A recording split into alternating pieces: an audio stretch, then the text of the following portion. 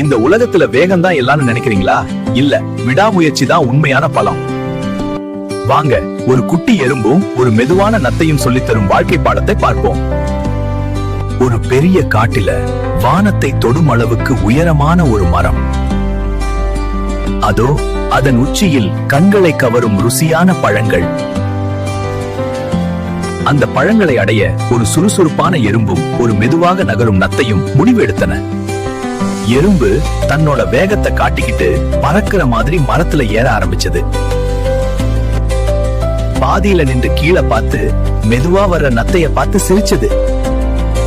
நண்பா, நீ இப்படி மெதுவா வந்தா அடுத்த வருஷம் தான் மேல வந்து சேருவு.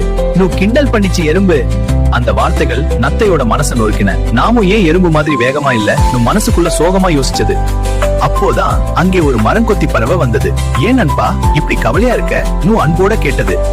பறவை சொன்னது, எறும்புக்கு வேகம் இருக்கு, ஆனா உன்னோட ஓடு வெயிலிலும் மழையிலும் ஆபத்திலும் உன்னை பாதுகாக்கும். நீ வேகமா ஓட மாட்டே, ஆனா விடாமுயற்சியோட நிறுத்தாம நகருவே. பயணம் தொடர்ந்தது. அப்போ திடீர்னு பலத்த காற்று. எறும்பு பயந்து மர இடுக்குல ஒளிஞ்சது. ஆனா நத்தை தன்னோட ஓட்டுக்குள்ள பாதுகாப்பா இருந்தது. மெதுவா ஆனா இடைவிடாம இறுதியில் எறும்புக்கு முன்னாடியே நத்தை மர உச்சியை அடைஞ்சது. ருசியான பழத்தை சாப்பிட்டு வெற்றியோட சிரிச்சது. வாழ்க்கையில மத்தவங்க வேகமா போறாங்கன்னு பயப்படாதீங்க நண்பா. அவங்களுக்கு ஒரு பலம் இருக்கும், உங்களுக்கு ஒரு பலம் இருக்கும். மத்தவங்களோட உங்களை ஒப்பிடாம உங்க மேல நம்பிக்கை வச்சு விடாமுயற்சியோட போங்க. ஒரு நாள் நீங்களும் வெற்றியாளரா நிப்பீங்க. அப்படியே ஸ்வீட் ஃபீலிங்ஸ் சேனலை சப்ஸ்கிரைப் பண்ணுங்க.